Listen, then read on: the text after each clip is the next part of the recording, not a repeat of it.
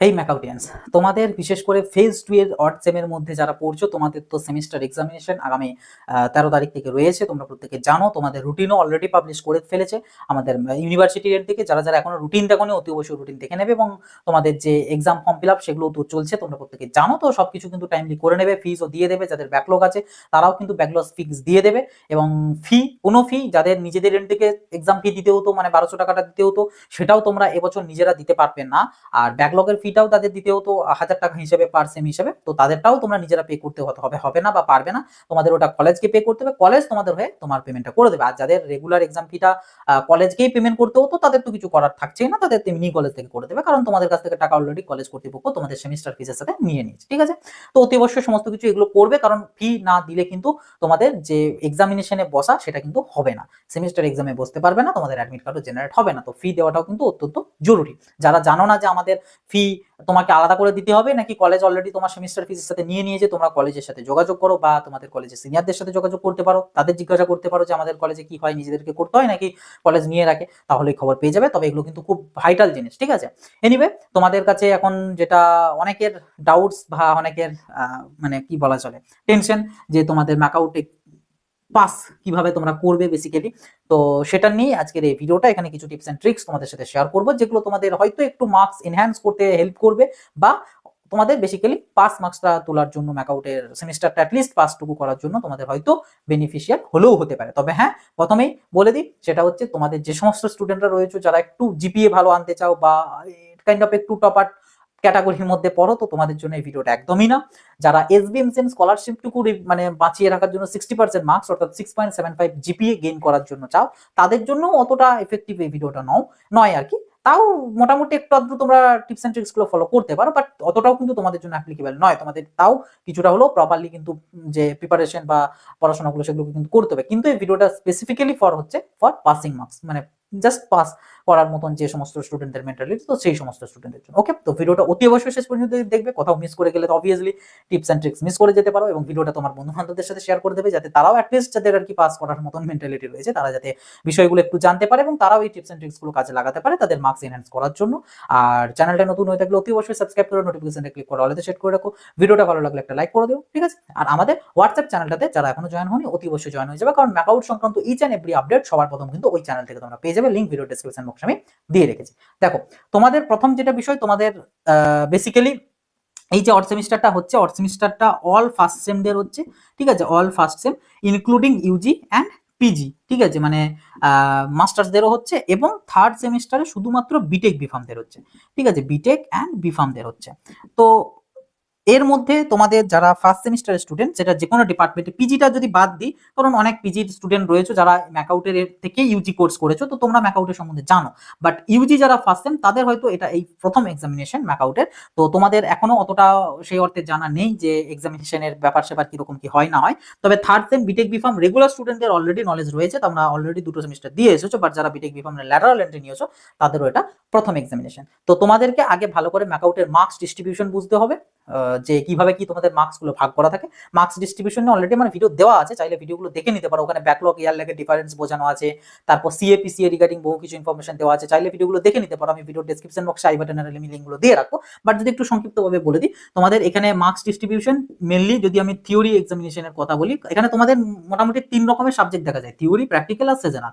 তো থিওরি পেপারটা, মানে যে সাবজেক্টগুলো রয়েছে সবগুলোরই কিন্তু মানে ফুল মার্কস কিন্তু 100, থিওরিরও 100, প্র্যাকটিক্যালেরও 100, সেজনালেরও 100। ঠিক আছে, বাট কিছু ডিস্ট্রিবিউশন থেকে থিওরি সাবজেক্টের, যেটা মেনলি তোমাদের সেমিস্টার এক্সামের মধ্যে আমরা ধরি, মানে যেটাকে মেন আমরা সেমিস্টার এক্সাম বলি, সেটা থিওরি পেপারগুলোর ক্ষেত্রে, তো সেটা ডিস্ট্রিবিউশন থেকে 25 প্লাস 5 প্লাস 70, যার মধ্যে 25 থাকে হচ্ছে সিএ, 5 থাকে ওই অ্যাটেন্ডেন্স বা এক্সট্রা কারিকুলাম অ্যাক্টিভিটি, এই সমস্ত কিছু, আর 70 মার্কস হচ্ছে তোমাদের রিটেন ফাইনাল এক্সামিনেশন। ঠিক আছে, এটা হচ্ছে থিওরির তোমাদের মার্কস ডিস্ট্রিবিউশন। এই 30 মার্কসটা এটা হচ্ছে কলেজের এন্ডের মার্কস, মানে কলেজের হাতের মার্কস। এই 17 নাম্বারটা হচ্ছে এটা তোমরা যেমন পরীক্ষা দেবে, যেটা তোমাদের 13 তারিখ থেকে কন্ডাক্ট হতে চলেছে, সেটার অ্যাকর্ডিং তোমরা মার্কসটা পাবে। এরপর যদি বলি প্র্যাকটিক্যালের, তো প্র্যাকটিক্যালেরও ফুল মার্কস তো 100, বাট প্র্যাকটিক্যালের যে ডিস্ট্রিবিউশন সেটা হচ্ছে 40 প্লাস 60, যার মধ্যে 40 মার্কস হচ্ছে তোমাদের পিসিএর থেকে আসে, আর 60 মার্কস হচ্ছে ফাইনাল তোমাদের প্র্যাকটিক্যাল সেমিস্টার এক্সামিনেশন, যেটাকে অনেকে সিজনাল এক্সামও সরি এক্সটার্নাল এক্সাম বলেও অনেকে চেনো। তো সেই এক্সামিনেশনের থেকে আসে, ঠিক আছে। আর সিজনাল পেপার বা এক্সট্রা আদার যে সমস্ত পেপারগুলো রয়েছে সেগুলো সমস্তটাই ফুল 100 মার্কসের কোশ্চেন হয়, ওগুলোর কোনো ইন্টারনাল হয় না, মানে সিএপিসি এর ব্যাপার নেই। তো ওটা ফুল একদম 100 মার্কসের হয়, ঠিক আছে। এই হচ্ছে তোমাদের ম্যাকআউটের মার্কস ডিস্ট্রিবিউশন, ঠিক আছে। তো যার মধ্যে থেকে আমি সিএ বা পিসিএ রিগার্ডিং ভিডিওগুলোতে আমি অলরেডি বলেছিলাম যে এই সিএ তোমাদের কিন্তু পাসিং মার্কসের জন্য বা পিসিএ বলো, এগুলো কিন্তু পাসিং মার্কস তোলার জন্য কিন্তু অত্যন্ত গুরুত্বপূর্ণ রোল কিন্তু প্লে করে। কারণ এই মার্কস গুলোর প্র্যাকটিক্যালের পিসিএটাকে অতটাও হয়তো দরকার পড়ে না, এই প্র্যাকটিক্যাল পুরো যে ব্যাপারটা সেটা পিসিএ বলো বা ফাইনাল সেমিস্টার প্র্যাকটিক্যাল বলো, এইটা কিন্তু জিপিএ এনহ্যান্সের জন্য খুব গুরুত্বপূর্ণ, ঠিক আছে। বাট সিএ যে মার্কসটা, সিএ এর মার্কসটা কিন্তু তোমাদের আলটিমেটলি পাসিং মার্কসের জন্য কিন্তু খুব খুব খুব ভাইটাল কিন্তু একটা রোল প্লে করে। কিভাবে? কারণ ধরো তোমাদের, আচ্ছা তার আগে একটা জাস্ট যদি সিম্পলিফাই করে একটা যদি জিনিস বলি যে তোমাদের কোন সিএ মার্কসটা যায়, সিএ1 সিএ2 সিএ3, ন্যাচারালি 3টে সিএই তোমাদের হয়েছে, 4টে সিএ আই থিঙ্ক হয়নি। তো যদি পরবর্তীর জন্য তোমরা জেনে রেখো, যদি 4টে সিএ যখন হবে নেক্সট সেমগুলোর থেকে, তো এগুলোর মধ্যে থেকে কোন মার্কসটা এখানে যায়, এখানে তো শুধু সিএ লিখেছি, সিএ কত সেটা তো আমি লিখিনি, তো সিএর কোন মার্কসটা যায়, এগুলো তো সবই তো 25 মার্কসের হয়, তো কোন 25টা যায়, এটা ডিপেন্ডস করে কলেজের উপর। ম্যাক্সিমাম অফ দ্য কলেজ যেটা করে সেটা হচ্ছে এগুলোর মধ্যে থেকে যেটা বেস্ট অফ ওয়ান, যে সিএটাতে বেশি নাম্বার পেয়েছো সেই মার্কসটাই যায়। এবার ন্যাচারালি সিএ1 আর সিএ2 এই দুটোতেই ন্যাচারালি একটু মার্কস বেশি আছে, সিএ3 সিএ4 তে তুলনামূলক কম আছে, হ্যাঁ স্টুডেন্ট বেসিসে ভ্যারি করতে পারে, বাট ন্যাচারালি এটাই হয়ে থাকে। তো তো সেই হিসাবে সিএ1 বা সিএ2 দুটোর মধ্যে যে কোনো একটা মার্কসই ন্যাচারালি যায়। কিছু কিছু কলেজ এমনও আছে যারা বেস্ট অফ ওয়ান নেয় না, যারা কি করে, যারা বেস্ট অফ টু এর অ্যাভারেজ করে, মানে যে দুটো সিএতে তুমি বেশি মার্কস পেয়েছো সেই দুটোর অ্যাভারেজ করে সেই মার্কসটাকে পাঠায়।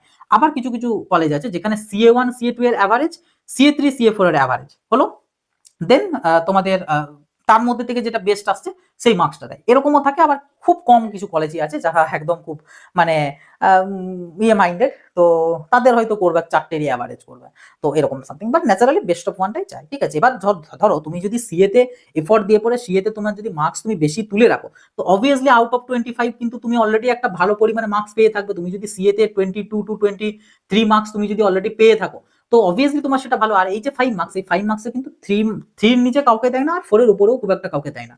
তো 3 আর 5, তো তুমি আরো অ্যাড 3 করেই রেখো, তো 3 মানে 22 যদি হয়, তো তার মানে 25 বা 26 এরকম মার্কস কিন্তু অলরেডি তুমি আউট অফ 100 পেয়ে থাকছো। বা তোমাদের যে পাসিং মার্কস যেটা, সেটা থিওরির বলো বা প্র্যাকটিক্যালের বলো বা তোমাদের সিজনালের বলো, সবারই কিন্তু যে পাসিং মার্কস সেটা কিন্তু হচ্ছে 40%, ঠিক আছে, মানে 40 মার্কসে। তো অলরেডি আউট অফ 100 এর মধ্যে তুমি 25 to 26 মার্কস পেয়েই থাকছো, তাহলে আর তোমাকে এই যে রেস্ট যে এক্সামিনেশনটা রয়েছে, মানে আউট অফ 70 মার্কস, এই আউট অফ 70তে কিন্তু তোমার অ্যারাউন্ড ওই 15 to 16 মার্কসের মতন, সরি 14 to 15 মার্কসের মতন পেলেই কিন্তু তুমি আলটিমেটলি 40% মার্কস কিন্তু গেইন করে নিচ্ছ, অর্থাৎ আলটিমেটলি তুমি পাস মার্কস কিন্তু পেয়ে যাচ্ছ। এবার এইটা যার যত কম হবে, কারো যদি সিএর থেকেই মার্কস যায় 20, তার সাথে যদি 3 ধরি তো 23, তার কিন্তু লেগে যাবে তখন মোটামুটি 17 মার্কসের মতন লাগবে, এইরকম ভাবে কমতে কমতে আসবে। তো ওই জন্য সিএ হচ্ছে খুব গুরুত্বপূর্ণ রোল প্লে করে তোমাদের পাস মার্কস এনহ্যান্সের জন্য, ঠিক আছে। এবার সিএ তে তো অলরেডি তোমাদের ডান সিএ, তো প্রত্যেকেই মোটামুটি জেনে গিয়েছো সিএ তোমাদের আলটিমেটলি কি হচ্ছে। তো এখানে এবার আমি বলবো তোমাদের আলটিমেটলি একটা রোড ম্যাপ বা একটা ক্যালকুলেশন তোমাদেরকে করে কিন্তু যেতে হবে এক্সামিনেশনে, যেটা অনুযায়ী তোমাদেরকে চলতে হবে, তবে গিয়ে তুমি হয়তো একটু পাস মার্কসের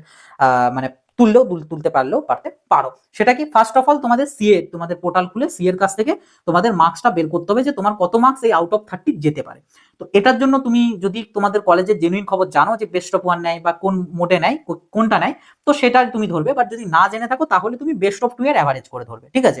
বেস্ট অফ টু সেটার অ্যাভারেজ, ধরো সিএ1 এ কেউ পেয়েছে হয়তো 20, সিএ2 তে কেউ পেয়েছে হয়তো 23, সিএ3 তেও হয়তো 20, আর সিএ4 এতে হয়তো 18।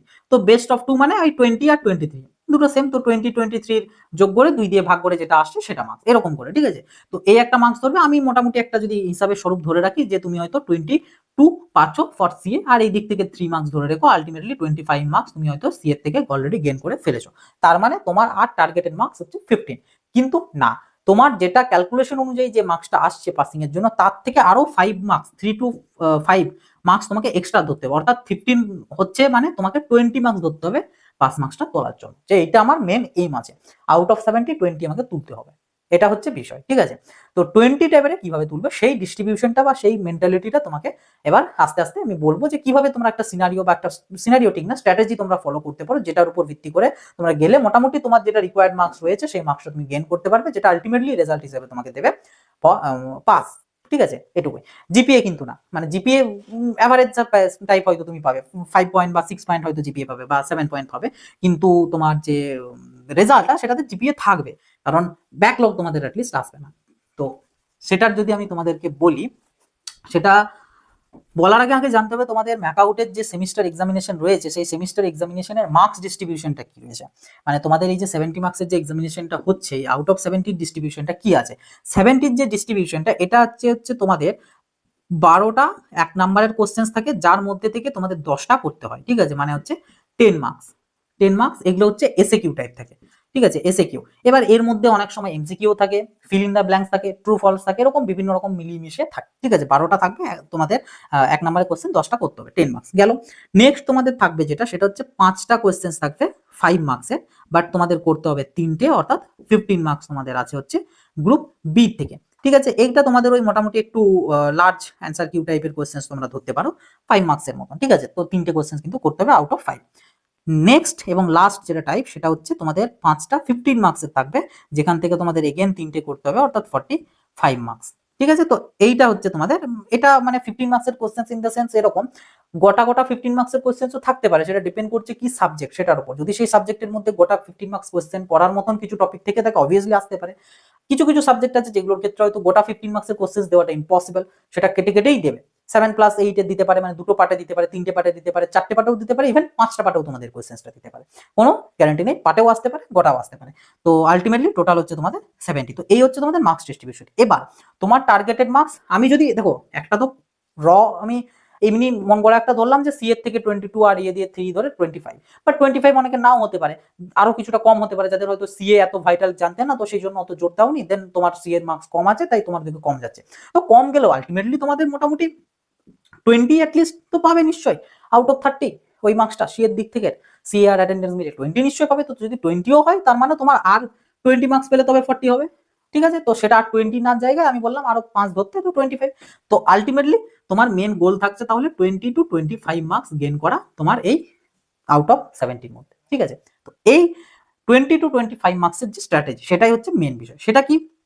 ফার্স্ট অফ অল তোমাদের প্রত্যেকটা কোশ্চেন্স অ্যাটেম্প্ট করে আসতে হবে, প্রতিটা কোশ্চেন্স, অর্থাৎ গ্রুপ এর থেকে 10টা বলেছে, মানে এইটাতে একটু তুমি রিল্যাক্সেশন দিতে পারো, যতটা পারলে, যতগুলো পারলে ততগুলো করলে, বাকিগুলো ছেড়ে দিলে, কোনো কিছু এসে গেল না। তবে এমসিকিউ থাকলে অতি অবশ্যই আন্দাজে হলেও দাগিয়ে দিয়ে আসবে, যেটা হোক খুশি, ঠিক আছে। কিন্তু গ্রুপ বি আর গ্রুপ সি এই দুটোর মধ্যে 3টে করে যে করতে বলেছে, মানে তোমাকে 3টে করেই করে আসতে হবে, করে আসতে হবেই হবে, ঠিক আছে। এবার অনেকে বলতে পারো যে আমি তো 3টে কোশ্চেন হয়তো আমি অ্যাটেন্ড করতে পারছি না, আমি 5টার মধ্যে 2টো পেরেছি, একটা পাচ্ছি না, মানে বাকি যে 3টে পড়ে রইলো তার মধ্যে একটা করতে হবে, আমি কিন্তু 3টেই আমার জানা নয় বা আমার মধ্যে কমন আসেনি, তাহলে কি করবো? তাহলেও তোমাকে অ্যাটেন্ড করে আসতে হবে, কিন্তু কিভাবে অ্যাটেন্ড করবে, সেখানে কি লিখবে, সেটা আমি বলবো। বাট এক এক করে যদি শুরু করি, সেটা হচ্ছে first of all SA Q পোর্শনটাকে নিয়ে বেশি কিছু বলার নেই। এসএ কিউ কোশ্চেন গুলো যতগুলো পারবে ততগুলো করবে। লাস্ট 10 to 15 মিনিটস যদি কিছু হল ম্যানেজ করতে পারো তো চেষ্টা করতে পারো। তবে হ্যাঁ, এখানে আমি ওয়ার্নিং দিয়ে রাখতে পারি যে হল ম্যানেজিং মানে এমন নয় যে তুমি উঠে উঠে জিজ্ঞাসা করতে গেল, মানে যাচ্ছ বা বিভিন্ন চিৎকার চেঁচামেচি করছো, এরকম গুলো কিন্তু করো না। তোমার খাতা কিন্তু আরে হয়ে যেতে পারে, এবং আরে হয়ে যাওয়া মানে ওই পেপারে তোমার ব্যাকলগ আসবে। ইভেন শুধু ব্যাকলগই না, তোমাকে ম্যাকআউটের এন্ড থেকে পরে একটা মিটিং হবে, মিটিং এ হয়তো তোমার গার্জিয়ানও থাকতে পারে বা রাখতে হতে পারে, কিন্তু তোমাকে অবশ্যই প্রেজেন্ট থাকতে হবে, তোমার কলেজ অথরিটিও প্রেজেন্ট থাকবে, এবং তোমাকে জবাবদিহি করতে হবে তোমাকে কেন আরে করা হলো, এবং তুমি যেটা বলবে যে আমাকে এই জন্য করা হলো, বা সেটা কেন করেছো তুমি, এই সমস্ত কৈফিয়ত কিন্তু দিতে হবে। তো আরে করলে কিন্তু একটা আলটিমেটলি ইম্প্যাক্ট পড়তে পারে, তো ওই সকল যেন না হয়, তাই ওই দিকগুলো খেয়াল রেখে সেই মতন হল ম্যানেজ করার চেষ্টা করো, ঠিক আছে। বাট তোমাদের গ্রুপ এর থেকে চেষ্টা রাখতে হবে আউট অফ 10, মানে আউট অফ 10 মার্কস, এখান থেকে মোটামুটি 2 to 3 বা 4 মার্কস তোমাদের একটা এম রাখতে হবে, ঠিক আছে। আমি 3টাই ধরলাম, ঠিক আছে, 3 মার্কসই ধরলাম, আউট অফ 10 3 মার্কস তোমাদের ধরলাম, মানে 3টে ঠিক করা তোমাদের একটা এম রাখতেই হবে, ঠিক আছে।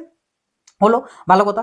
নেক্সট এবার আসবো হচ্ছে গ্রুপ বি। গ্রুপ বি তে আছে হচ্ছে তোমাদের 15 মার্কস টোটাল। তো এই 15 মার্কস থেকে, মানে 15 মার্কসের মধ্যে তোমাদের মোটামুটি 5 থেকে 7 নাম্বার কিন্তু তোমাদের গেইন করার চেষ্টা রাখতে হবে। এবার এটা ডিপেন্ড করছে, তোমার যদি মেন এম থাকে 20 মার্কস, তো সেক্ষেত্রে তুমি এটা 3 এটা 5 ধরতে পারো। তোমার যদি থাকে 25, তো সেক্ষেত্রে অবভিয়াসলি তোমার তখন 5 এ হবে না, শব্দ নিজের ফেভারে হওয়াটা পসিবল নয় না। তো কিছুটার জন্য কিছু এক্সট্রা মানে দিতেই হবে। তুমি সিএ তে জোর দাওনি, এখানেও জোর দেবে না তা তো হবে না। যারা সিএ তে জোর দিয়েছে তাদের সেক্ষেত্রে 5টা তারা ধরে চলতে পারে, তো সিম্পল ব্যাপার, ঠিক আছে। এনিওয়ে, তো 5 to 7 মোটামুটি ধরতে হবে। তাহলে এখন অবধি তোমাদের মোটামুটি কিরকম নাম্বার হলো, আমি যদি ধরি 7 আর 3 10, বা এটা 5 3 8, মোটামুটি ওই 9 থেকে 10 নাম্বারের মতন তোমরা ইতিমধ্যে পাচ্ছ। এখনো কত পেতে হবে? যাদের 20 এম থাকবে তাদের মোটামুটি আর 10 11 নাম্বারের মতো, আর যাদের 25M থাকবে তাদের মোটামুটি 15-16 মার্কসের মতো, ঠিক আছে। ওই বাকি মার্কসটা তোমাকে এই গ্রুপ সি থেকে তুলতে হবে, বাকি যেটুকু রইলো সেটুকু, ঠিক আছে। এইটা একটা মোটামুটি একটা স্ট্র্যাটেজি, যেটাকে কিন্তু ফলো করার অবশ্যই চেষ্টা করতে হবে। মানে গ্রুপ বি থেকে তোমাকে এম রাখতেই হবে 5 থেকে 7 নাম্বার তোমাকে তুলে আনার, সেই মতো তোমাকে প্রিপারেশন গুলো নিতে হবে, এবং গ্রুপ সি এর থেকে সেটা তুমি ক্যালকুলেট করে দেখে নিলে কত লাগছে, সেই অ্যাকর্ডিং তোমাকে একটা এম তুমি রাখলে।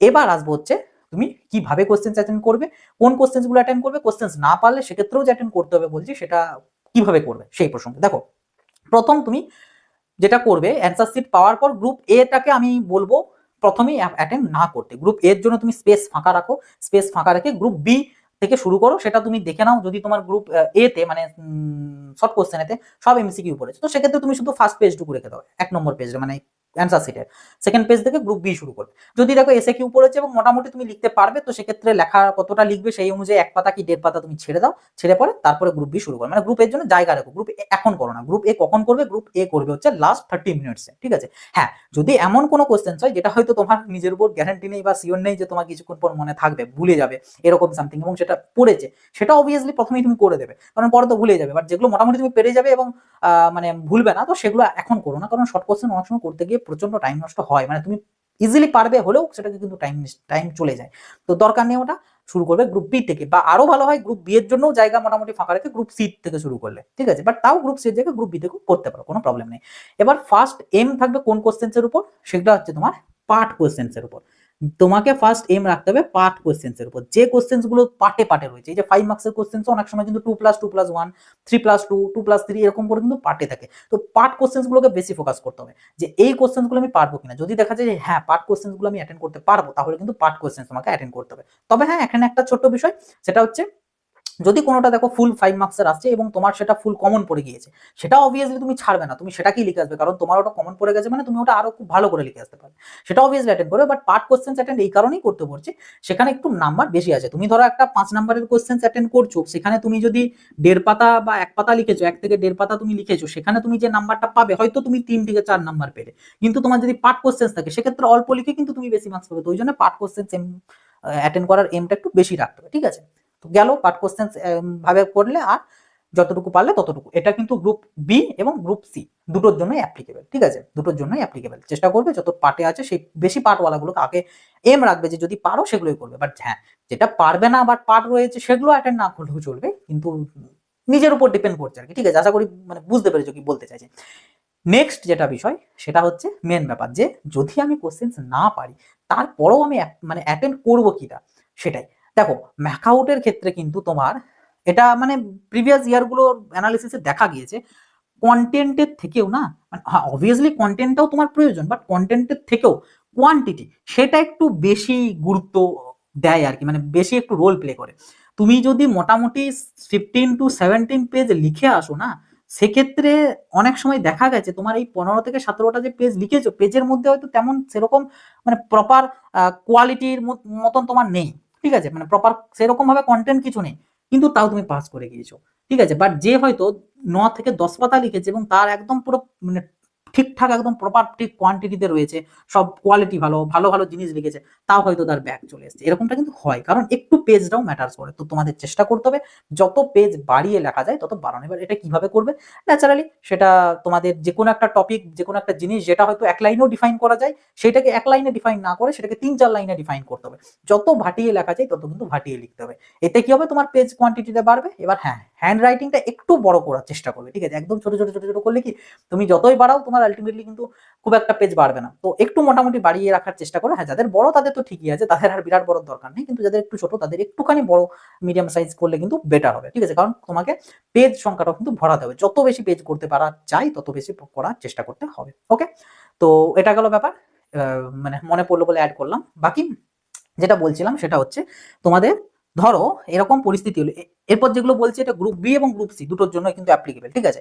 যে ধরো তোমার কাছে তিনটে তো কোশ্চেন্স করতে হয় 5টা থেকে, তার মধ্যে তুমি অলরেডি দুটো করে ফেলেছো, একটা কিন্তু আর পড়ে রইলো, এখনো তোমার কাছে কোশ্চেন্সের অপশন আছে 3টে, বাট করতে হবে হচ্ছে একটা।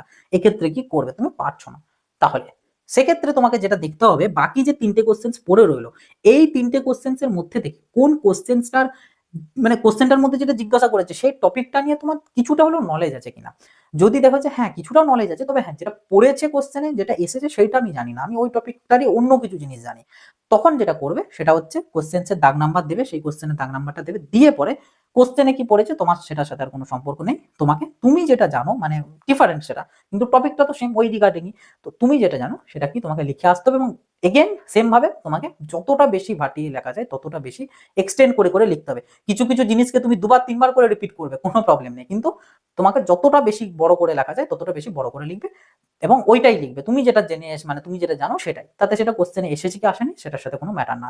ঠিক আছে, এগুলো কিন্তু শেষে আসবে, আগে যতগুলো পারবে ততগুলো আগেই হবে, তারপরে আসছে এই বিষয়গুলো। ঠিক আছে, তো সেইভাবে করবে। এটা গ্রুপ বি তেও বলছি, গ্রুপ সি এর জন্য বলছি, যদি কোনোটা এরকম আটকে যায়। তবে হ্যাঁ, ওই এগেন পার্ট কোশ্চেনের উপর একটু বেশি ফোকাস রাখবে। ঠিক আছে, দেখবে পার্ট কোশ্চেন গুলো যদি অ্যাটেন্ড বেশি করা যায়, ওগুলো বেশি অ্যাটেন্ড করার চেষ্টা করবে। ঠিক আছে, তো এটা গেল ব্যাপার। এবার হয়তো এমন সিনারিও এসেছে যেখানে হয়তো তোমাকে দেখা গেল তুমি এই তিনটে যে কোশ্চেন পড়ে রয়েছে, এই তিনটের মধ্যে কোনো কোশ্চেনটাই হয়তো তোমার ওই রকমও জানা নেই, মানে টপিকটাও তোমার জানা নেই। তখন তাহলে কি হবে? তখনও তোমাকে কিন্তু অ্যাটেন্ড করে আসতে হবে, ছাড়া কিন্তু চলবে না। তিনটে বলেছে মানে তিনটে অ্যাটেন্ড তোমাকে করতে হবে।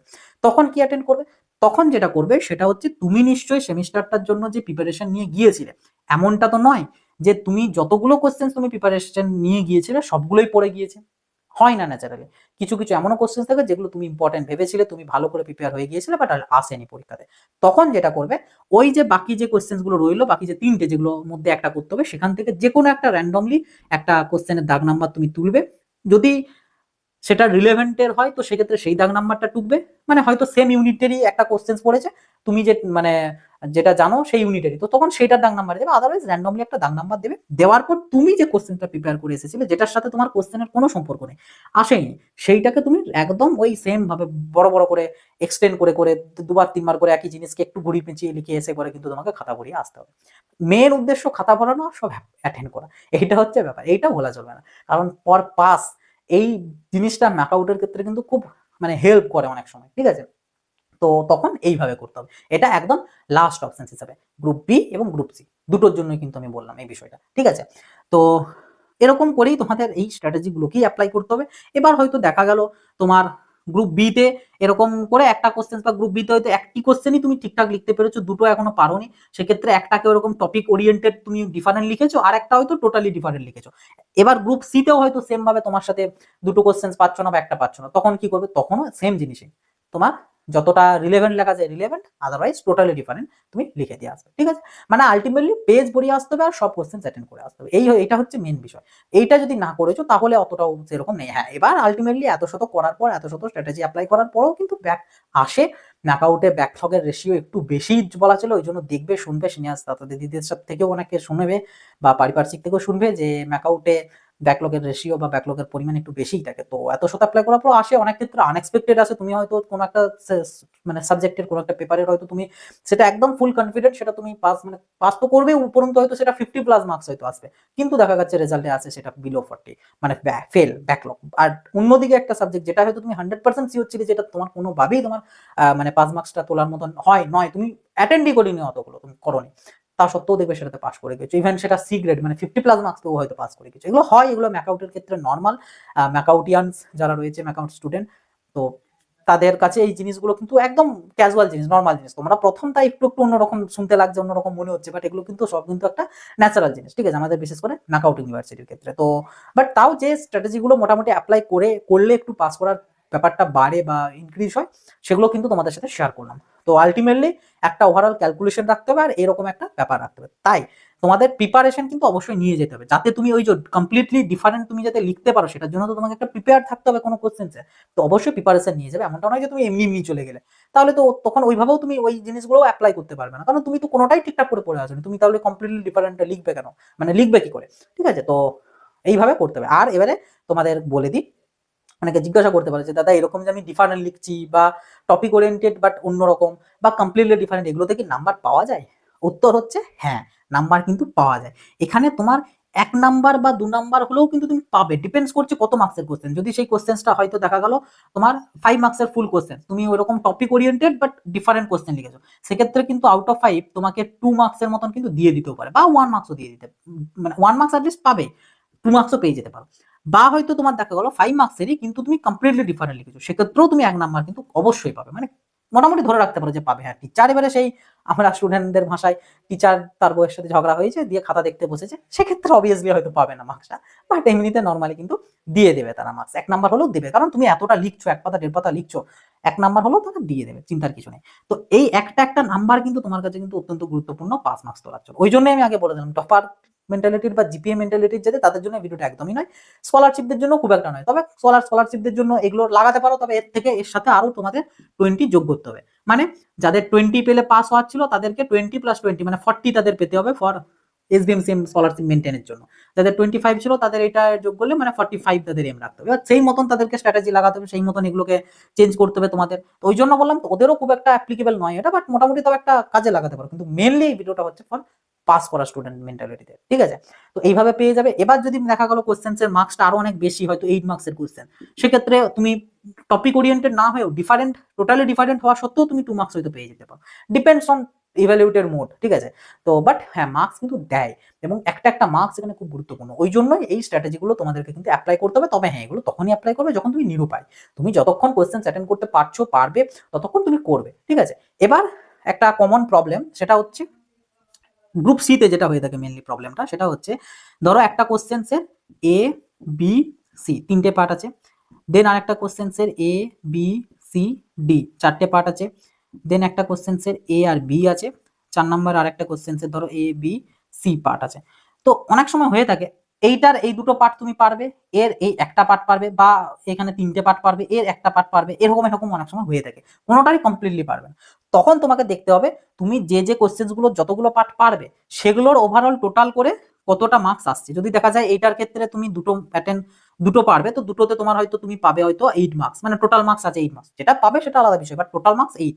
এইটাই হয়তো 3টে অ্যাটেন্ড করে হয়তো তোমার আছে 8 মার্কস, এটার একটাতেই হয়তো আছে তোমার 7 মার্কস, আর এটার ক্ষেত্রে হয়তো তুমি দুটো পারবে, এটার দুটোতে হয়তো আছে তোমার 10 মার্কস।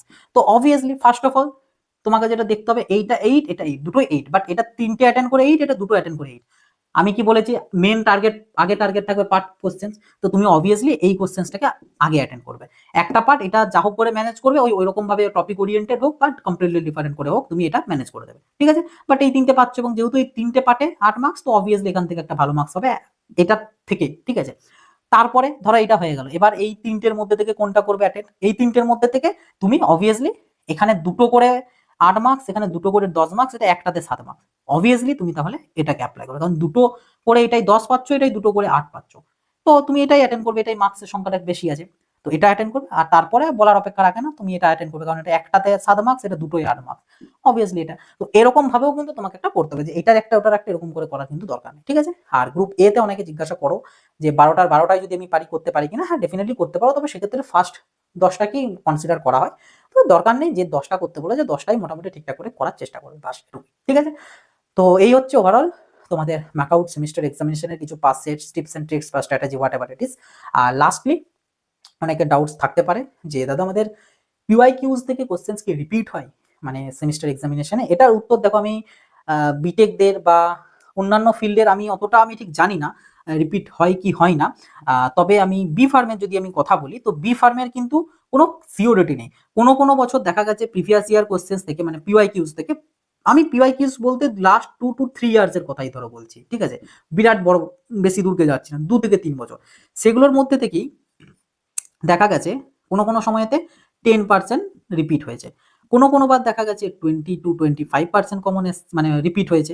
আবার মাঝে মধ্যে এমনও হয় 50 to 60% তোমাদের কোশ্চেন্স রিপিট হচ্ছে, একদম হুবহু কোশ্চেন্স তুলে দিচ্ছে, প্রিভিয়াস ইয়ারে যেটা ছিল একদম হুবহু 3টে পার্টে কোশ্চেন্স, এবারও 3টে পার্টে কোশ্চেন, একদম পাই টু পাই, line to line, comma to comma, dot to dot মিলিয়ে দিয়েছে, রিপিট হয় এটা। ইভেন 15 মার্কসের, এই আগের বছরই দেখলাম, মানে ফেজ 1-এতেই আই থিঙ্ক ছিল, কোনো একটা সাবজেক্টের ছিল, 5th সেমিস্টারে কোনো একটা সাবজেক্টের ছিল, দুটো 15 মার্কসের কোশ্চেন একদম হুবহু তুলে দিয়েছে, ঠিক আছে? তো এগুলো কিন্তু হবে, দুটো 15 মার্কসের কোশ্চেন মানে 30 মার্কস, 70-র মধ্যে 30 মার্কস পুরো রিপিট, একদম হুবহু রিপিট। তো এটা হয় কিন্তু, মানে রিপিটের কোনো নিশ্চয়তা নেই যে রিপিট হবেই, তবে মোটামুটি দেখা গেছে রিপিট হয়ে থাকে, কিছুটা হলেও রিপিট হয়। তো ওই জন্য ম্যাকআউটের ক্ষেত্রে পিওয়াইকিউজটাকেও আমরা বলি অবশ্যই গুরুত্ব দেবে, এবং গুরুত্ব সহকারে পিওয়াইকিউজ গুলোকে ঘাটাঘাটি করবে, দেখবে বিরাট বেশি দূর যাওয়ার দরকার নেই, মোটামুটি 2018-19-এর পর থেকে দেখলেই চলে যাবে, ঠিক আছে? তো পিওয়াইকিউজটাকে একটু গুরুত্ব দেওয়ার। তো এই হচ্ছে ওভারঅল ম্যাকআউটের হট সেমিস্টার, বিশেষ করে হট সেমিস্টার ফেজ 2 এর যারা অ্যাসপিরেন্টস রয়েছে, যারা পরীক্ষা দেবে, তোমাদের একটু স্ট্র্যাটেজি। আর প্র্যাকটিক্যাল পরীক্ষা অতি অবশ্যই প্রত্যেকে অ্যাটেন্ড করবে। অ্যাটেন্ড করলেই ওটা মোটামুটি আউট অফ 100 50 মার্কস এমনিই পেয়ে যাবে। ঠিক আছে? চিন্তার কিছু নেই। অ্যাটেন্ড করলেই, পরীক্ষা অ্যাটেন্ড করলেই। এবার যত ভালো দেবে তত ভালো পাবে। তো এটুকুই তোমাদের ওভারঅল বিষয় যেটা বলার ছিল। আশা করি সমস্ত ব্যাপারগুলো ক্লিয়ার করতে পেরেছি। যদি ভিডিওটা ভালো লেগে থাকে অতি অবশ্যই একটা লাইক করে দেবে। ভিডিওটা প্রত্যেকের সাথে শেয়ার করে দেবে। বিশেষ করে যারা তোমার ক্লাসমেট বা ফ্রেন্ডস সার্কেল যারা রয়েছে, যাদের পাস করার মেন্টালিটি রয়েছে, তো তাদের সাথে শেয়ার করে দেবে যাতে তারাও স্ট্র্যাটেজিগুলো ডিউরিং এক্সামিনেশন এপ্লাই করতে পারে এবং তারাও অ্যাটলিস্ট পাসের জন্য একটু চেষ্টা করতে পারে। তো অবশ্যই শেয়ার করে দেবে। চ্যানেলটায় নতুন হয়ে থাকলে সাবস্ক্রাইব করে নোটিফিকেশনে ক্লিক করা অলরেডি সেট করে রাখবে। কোনো ডাউট, কোনো কোয়ারিজ থেকে থাকলে ডেফিনেটলি কমেন্ট বক্সে লিখে জানাবে, কারণ ওটা তোমাদের জন্য ওপেন করাই রয়েছে। আর আমাদের হোয়াটসঅ্যাপ চ্যানেলটাতে যারা জয়েন হয়নি অতি অবশ্যই জয়েন হয়ে যাবে। লিঙ্ক ভিডিওর ডেসক্রিপশন বক্সে, ভিডিওর প্রথম পিন কমেন্টে আমি দিয়ে রাখবো। তো এই ছিল আর কি আজকের ভিডিও। আবার দেখা হবে নতুন একটা ভিডিওতে। সকলে ভালো থাকবে, সুস্থ থাকবে। বাই।